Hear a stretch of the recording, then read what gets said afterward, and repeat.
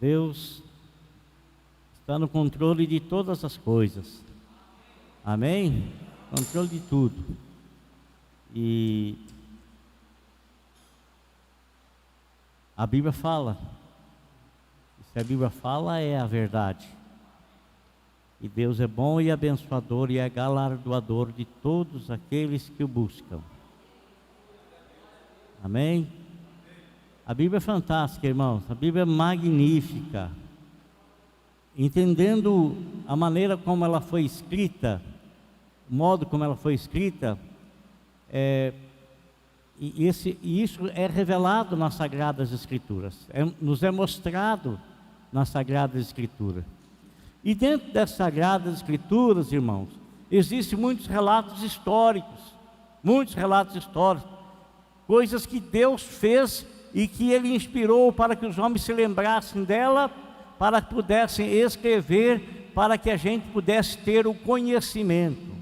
E eu quero ler com você algo que foi escrito lá, está escrito lá no livro de 2 Reis, segundo livro de Reis, capítulo de número 6, verso de número 8.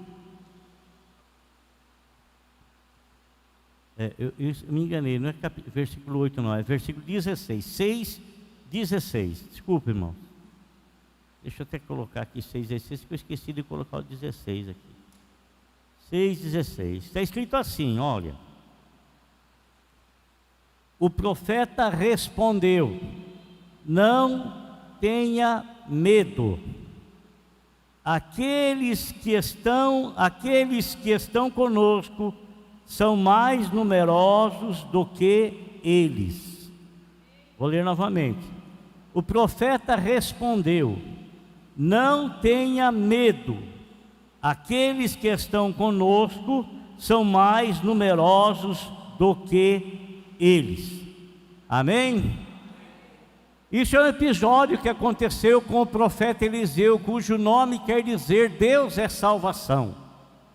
O profeta Eliseu foi o sucessor daquele que é considerado o maior de todos os profetas, o homem chamado Elias.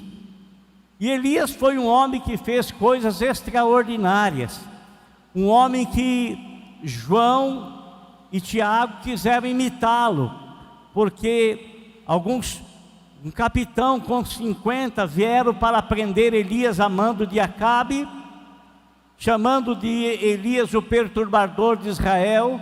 E Elias orou a Deus e caiu fogo do céu e consumiu aquele capitão e aqueles 50 homens.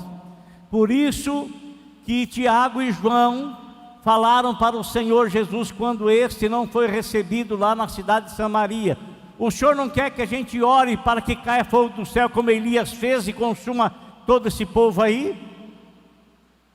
E também lá no livro, mais adiante, nos livros finais ali do Novo Testamento, nos diz que Elias era homem como nós, sujeito às mesmas paixões, e ele orou e caiu fogo do céu, né?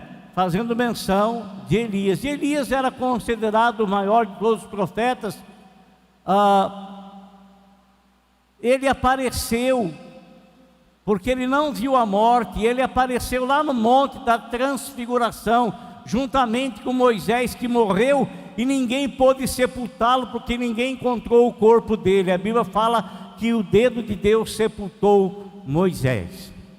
E, irmãos, Eliseu, ele foi chamado por Elias, e talvez Elias não tivesse um conhecimento do momento em que ele chamou Eliseu, ele não tivesse o conhecimento de que realmente aquele lá seria alguém que iria sucedê-lo. E Deus posteriormente disse para ele: ó, vá lá e chama Eliseu, porque ele vai ser o seu sucessor, porque estava próximo do arrebatamento de Elias. Elias foi arrebatado sem ver a morte. E a Bíblia nos fala que o profeta Eliseu, por várias vezes, ele foi proibido por Elias de segui-lo. mas Eliseu não se conformava com isso, e Eliseu não obedecia a Elias. Aonde Elias ia, Eliseu ia atrás. Por onde Elias andava, Eliseu andava atrás. E chegou o momento que estava próximo ao arrebatamento. Eliseu pediu para Elias que queria receber o espírito profético de Elias em dobro. E Elias disse para ele: rapaz, dura coisa você pediu, dura coisa, mas se você me ver ascender aos céus, ser arrebatado, então isso vai ser lhe concedido. E Eliseu estava andando com Elias, e de repente veio uma carruagem de fogo e arrebatou Elias, levou Elias aos céus, e caiu o manto de Elias. O manto de Elias caiu. O manto de Elias foi uma confirmação de que Eliseu então receberia, ou estava recebendo, a porção dobrada do espírito de Elias. E Eliseu então, ele pega a capa de Elias, e ele vai atravessar o Jordão, e ele pega aquela capa e ele bate: onde é que está o Deus de Elias? E quando ele bate a capa, o rio Jordão ele se abre, e Eliseu ele passa a pé enxuto. Passa o Jordão, as águas se dividiram e ele passou. Então ele recebeu isso, e consequentemente foi se manifestando o poder de Deus na vida de Eliseu, e muitos milagres Eliseu começou a fazer. E Eliseu, ele estava em Dotã, uma cidade próxima a Samaria. Samaria era a capital do governo de Israel, na divisão das 12 tribos e do reino. O reino ficou lá em Judá, e a capital Jerusalém, e o outro ficou em Samaria, ali a capital, a cidade de Samaria, as 10 tribos. E aí, meus irmãos, o que aconteceu? Naquele tempo havia muitas guerras, sabe, essas guerras de conquistar território, às vezes por nada, um que invadia o terreno do outro, invadia o território de outro, apenas para ampliar o seu território. Não é diferente de hoje não, né?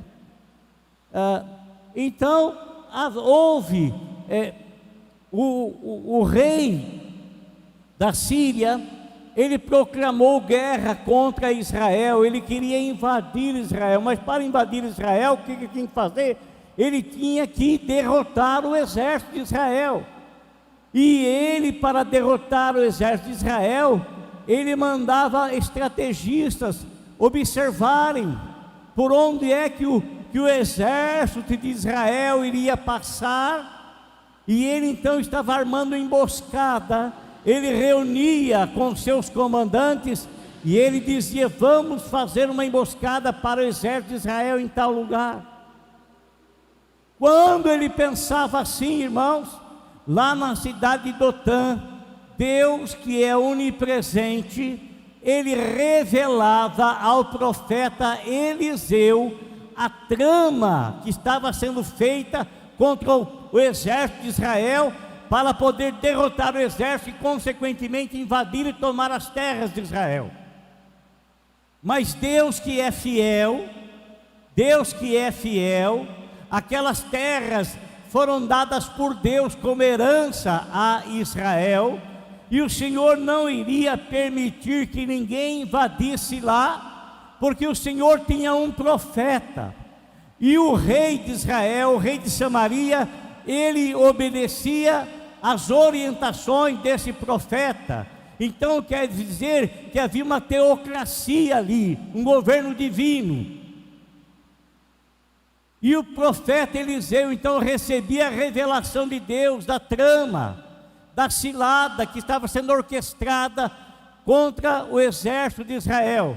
E ele então, avisado por Deus, ele dizia para o rei de Israel: fala para a tribo não passar, fala para o exército não passar em tal lugar, que lá está sendo uma cilada, está armada uma cilada contra o governo, contra o exército de Israel. E o rei, ele mandava soldados, mandava pessoas investigarem, e eles iam e constatavam que aquilo era verdade. E não aconteceu uma única vez, aconteceu várias vezes isso. Amado, eu quero falar para você sobre a onipresença do Senhor, a onipresença de Deus, a capacidade de Deus revelar as coisas mais ocultas e mais escondidas que possam existir. E, porventura, Deus só revelou isso naquele tempo, naquela época, antes de Jesus? Não. Deus revelou também isso como um dom vindo da parte de Deus, revelou na época de Cristo.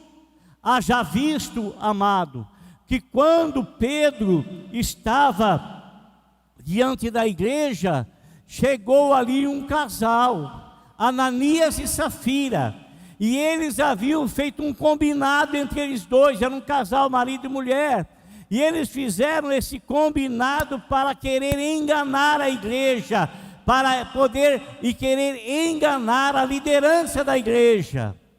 Mas quando eles chegam lá e eles tentam enganar Pedro, que era o líder maior ali, Deus revela para Pedro que Ananias estava com mentira. E porque Ananias estava mentindo, na mesma hora ele foi fulminado pelo Espírito de Deus e caiu morto. Algumas horas posterior veio a esposa de Ananias, Safira. Ela veio ali, e ela veio porque ela e o esposo haviam combinado anteriormente de dizer um X lá, algo que eles haviam feito, mas eles estavam querendo enganar Pedro. E quando Safira chega ali, e Pedro pergunta: vocês venderam, portanto, aquela propriedade assim? Ela diz: sim, foi portanto. E ela também estava mentindo, e na mesma hora o Espírito de Deus fulminou ela também, e ela morreu. Amados, olha uma coisa, eu tenho tido assim algumas experiências com Deus, não que eu tenha assim esse dom de revelação, não tenho, não tenho, mas eu fico admirado quando eu vejo pessoas sendo usadas por Deus. Amado, eu conheci um pastor, ele esteve aqui conosco, ele estava hospedado na minha casa, e uma pessoa ligou para ele de longe, de uma outra cidade, de um outro estado, aliás, e essa pessoa pediu oração para ele a respeito de uma dívida que ele tinha, e que ele estava lutando para receber. Irmão, o pastor estava orando por ele. O pastor, amado, revelou para ele que aquela pessoa iria pagá-lo. E revelou, sabe o que? Revelou o cheque que a pessoa ia dar para ele, revelou o número do cheque e revelou o CPF da pessoa que estaria pagando o cheque para ele. Olha que coisa tremenda, que coisa fantástica. Aqui nesse púlpito aqui, amado, pastor esteve aqui conosco, e Deus trouxe revelação para ele do número da RG de pessoas que estavam aqui. Nunca tinha visto as pessoas, nunca tinha conhecido. Revelou, amado, revelou, não sei se a pessoa está aqui, revelou o nome do cachorrinho da pessoa. Não sei se vocês se lembram disso. O meu irmão que morava lá no bairro Árvore Grande, revelou o nome do cachorrinho da pessoa. Nunca viu. A pessoa foi direto para minha casa, só veio aqui no culto, na hora do culto, não conversou com absolutamente nada e ninguém. É um dom maravilhoso. Isso revela a onisciência de Deus, do Deus saber todas as coisas. Então, quando esse rei tentava armar cilada, Deus revelava para o profeta Eliseu, e o profeta Eliseu então comunicava para o rei de Israel que ele não devia passar em tal lugar, porque ali havia uma armadilha pronta, havia uma cilada pronta, e ele não passava, e constatava que aquilo era verdade. Isso amado, trouxe uma indignação no rei da Síria, porque o rei da Síria não conseguia concluir, não conseguia levar a êxito aquilo que ele armava contra o povo de Israel, contra o exército de Israel, dele chegar ao ponto de chamar todos os seus conselheiros e dizer: vocês vão revelar para mim aqui agora, quem é que está do lado lá do rei de Israel, quem é que está nos traindo. Ele estava pensando que havia alguém dos seus conselheiros, que quando ele conversava e armava a estratégia, alguém ia lá e contava para o rei de Israel.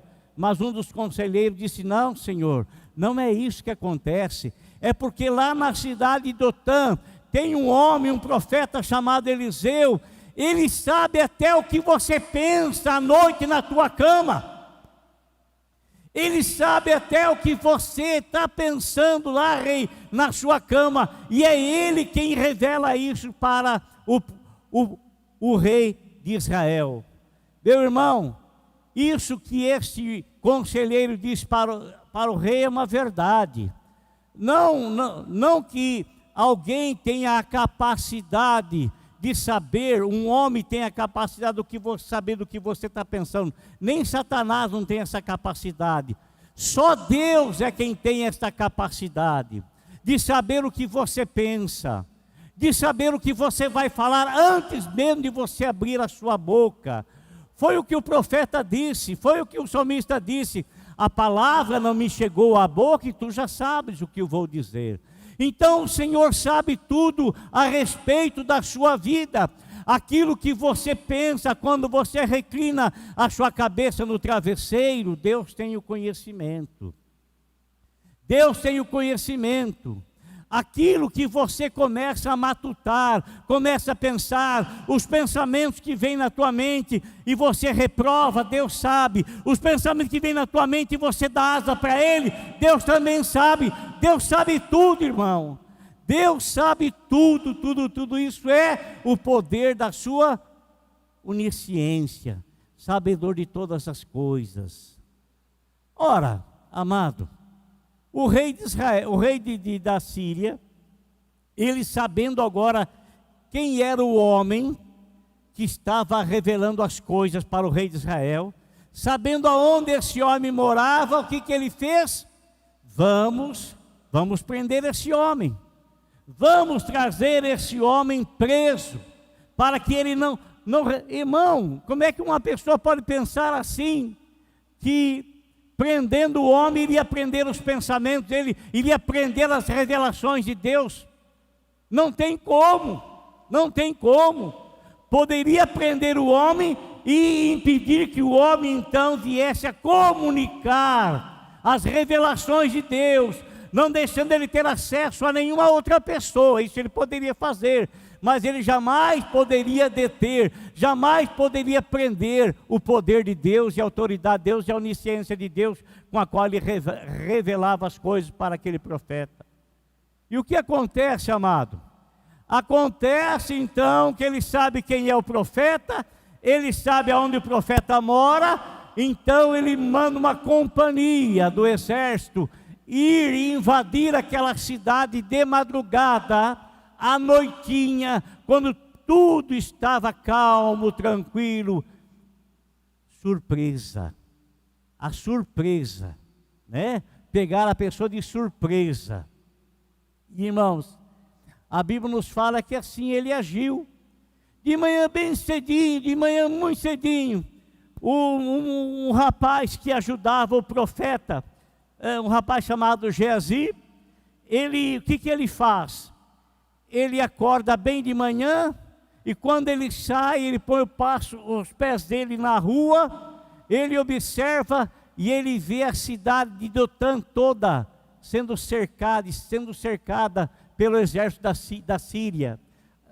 E ele, apavorado, ele entra para dentro e ele chama o profeta Eliseu, e ele fala para o profeta Eliseu: profeta, nós estamos arrasados, estamos perdidos, o exército da Síria cercou toda a cidade.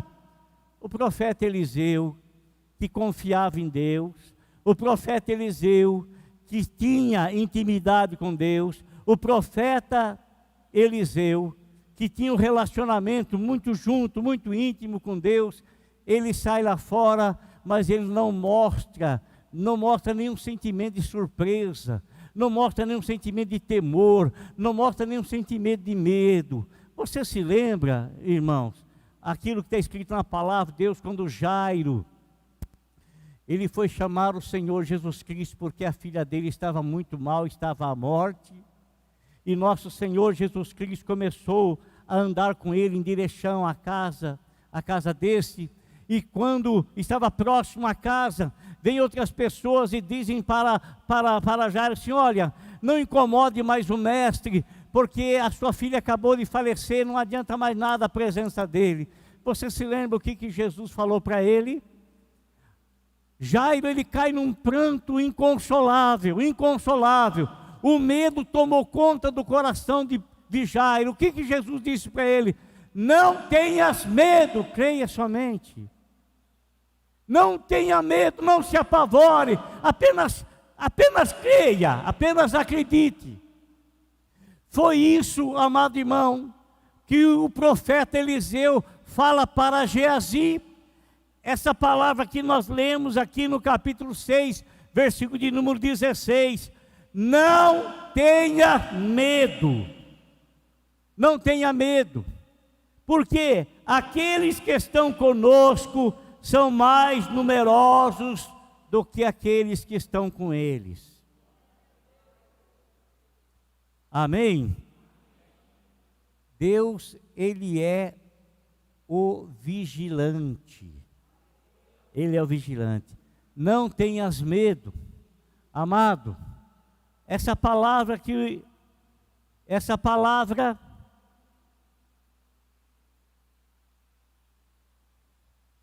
o profeta Eliseu diz a Geazi, ele diz porque ele tem uma visão. Ele diz porque ele consegue enxergar algo que o moço chamado Geazi não consegue enxergar. Ele consegue ver algo que não é revelado para o Geazi, é revelado para o profeta Eliseu. O profeta Eliseu, quando ele olha cercada a cidade pelo exército da Síria, ele olha acima nas colinas que cercavam a cidade de Dotã, ele consegue enxergar o exército de Deus, em número muito maior do que o exército da Síria. E o profeta Eliseu, ele pede para Deus abrir os olhos do moço, para que o moço possa enxergar, que ele possa ver. Amado, quanta situação às vezes traz medo no nosso coração, quanta situação às vezes traz insegurança no nosso coração, quanta situação às vezes, meu irmão, quanta situação, mesmo sabendo que o nosso Deus é o Deus onipresente, mesmo sabendo que o nosso Deus é o Deus que não tosqueneja, Ele não cochila e nem dorme. Mesmo sabendo que esse Deus é um Deus que vigia diuturnamente a nossa vida, mesmo sabendo que esse Deus todo-poderoso, esse Deus onisciente, esse Deus onipresente e esse Deus onipotente prometeu estar ao nosso redor, estar ao nosso lado, mas que nós não conseguimos enxergar, que nós não conseguimos ver. Quantas vezes existem situações que traz apavoramento no nosso coração, traz temor em nosso coração, traz medo em nosso coração. Quanta situação às vezes se apodera de nós, e essa situação provoca, amado irmão, um cisma muito grande, uma dúvida muito grande, um medo muito grande, uma invasão de temor muito grande em nosso coração. Alguém disse assim: existe na Bíblia Sagrada 366 vezes a palavra não temas. O ano tem 365 dias, O ano bissexto, 2,6, 366. O ano bissexto, ele tem 366 dias. E na Bíblia Sagrada tem até um não temas para o ano bissexto. Conversa fiada, irmão, não existe isso. Não existe isso não. A Bíblia Sagrada tem no máximo aí 66, 70, 68, 69 vezes a palavra não temas e algumas palavras que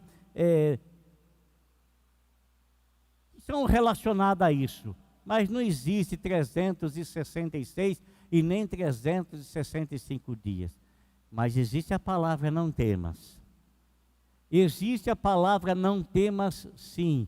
E é o Senhor quem está dizendo isso para nós. Eu não sei, amado, o que você tem passado, não sei o que você está enfrentando. E quem sabe tem trazido no teu coração um certo temor, um certo medo, um certo apavoramento. Mas a palavra do Senhor para você, a palavra do Senhor para você, não temas. Não temas. Não tenhas medo. Porque esse Deus é o nosso Deus. E Ele será para todo sempre o nosso guia. Não temas. Não temas. Então, quando Eliseu fala para o moço assim, não temas, porque aqueles que estão conosco são bem maiores, são em maior número do que aqueles que estão com eles. Amado, Eliseu pediu para o Senhor, Senhor, abre os olhos desse moço para que ele possa enxergar. E Deus abriu os olhos de Geazi, Geazi pôde contemplar então o grande exército de Israel, ou melhor, o grande exército do Deus de Israel, o exército celestial, em número muito maior, tomando conta, guardando, protegendo a vida de Eliseu e a vida de Geazi. Eu não tenho dúvida, amado irmão, que o exército do Senhor, ele é enviado para tomar conta da tua vida. Ele é enviado em número muito grande para tomar conta da nossa família. Ele é enviado em número muito grande. É pena que você não pode ver, pena que nós não podemos ver, mas louvado seja Deus que nós podemos acreditar, porque a palavra de Deus, ela não mente. A palavra de Deus, ela foi ungida, ela é ungida, ela foi escrita por homens ungidos por Deus, para declarar a nossa vida, a proteção de Deus. E sabe o que está escrito no Salmo? Está escrito no Salmo de número 121, do versículo 1 ao versículo 8. Aqueles que estão conosco são mais numerosos, e esse Deus que está ao nosso lado é um Deus que não tosqueneja, é um Deus que não dorme. Eu me lembro que quando eu servi o exército, eu fui tirar guarda num posto chamado P5. O exército que eu servi em Jundiaí, ele é ainda na beira da Via Anhanguera. E eu fui servir o exército, a passagem de ano, olha só que dia, passagem de ano, fui tirar guarda e eu não estava muito bem de saúde, sabe, não estava muito bem. E eu peguei, não sei se foi o primeiro horário da meia-noite às 2 às 4, não me recordo mais. E eu sei que eu estava muito cansado, estava com febre, e eu deixei o mosquetão do lado, e eu sentei na guarita e dormi. Eu dormi. Eu estava lendo essa passagem, eu lembrei que eu dormi. Eu lembrei que Deus não dorme, e eu dormi. Eu lembrei que o Senhor é o guarda de Israel, Ele não tosqueneja, Ele não vacila. E eu vacilei e eu dormi. E você sabe que tem a ronda lá, né? E tinha um cabo que era um cabo, pensa num cara terrível que gostava de ferrar soldado. Pensa nisso. Pensa nesse cara. E ele estava fazendo ronda naquele dia, rapaz. E ele me pega dormindo, ele chega lá, ele me chacoalha, ele dormindo.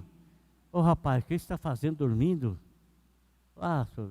Soldado, eu vim aqui, eu falei, oi cabo, quer saber uma coisa? Eu vim aqui eu estou aqui, eu não estava nem querendo vir, você quer saber? Eu estava doente, eu vim para...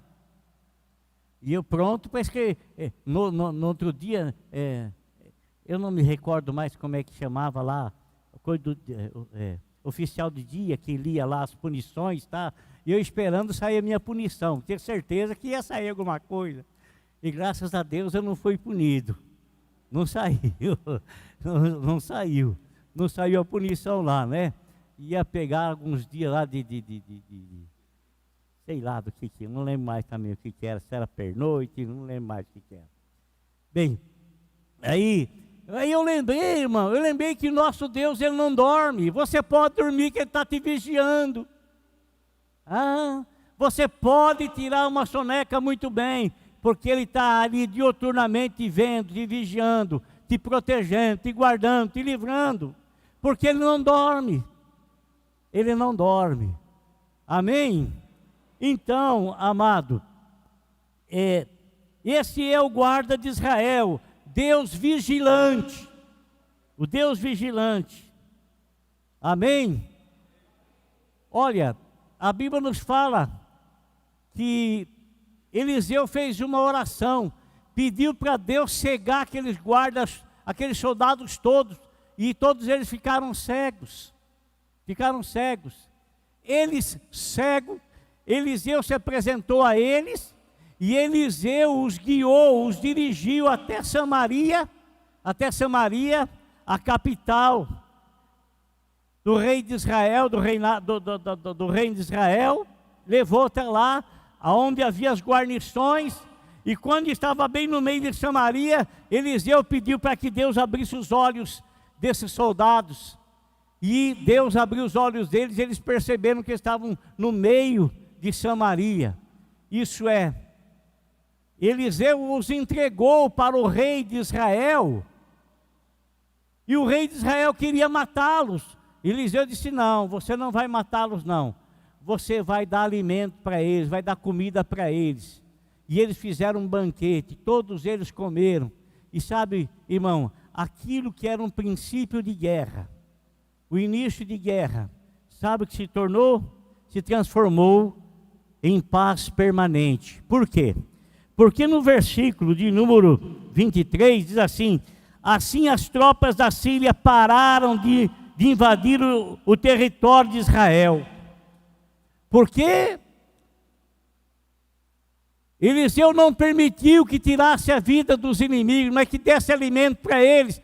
E porque eles foram alimentados, eles foram embora para a Síria, e lá eles comentaram o que se passou, o que havia acontecido, e não houve mais invasão. A Síria nunca mais invadiu Israel.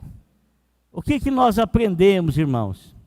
Aprendemos que uma atitude boa apazigua o mal do coração e apazigua também a má intenção. Nós, às vezes, somos levados a retribuir mal por mal, mas não é isso que a Bíblia ensina. Não é isso que a Bíblia fala. Não é isso que a Bíblia diz para fazermos. Não é isso. A Bíblia nos fala assim, que quando nós fazemos o bem para quem nos faz mal, nós colocamos brasa viva na cabeça dessa pessoa. Amém? Colocamos brasa vivas.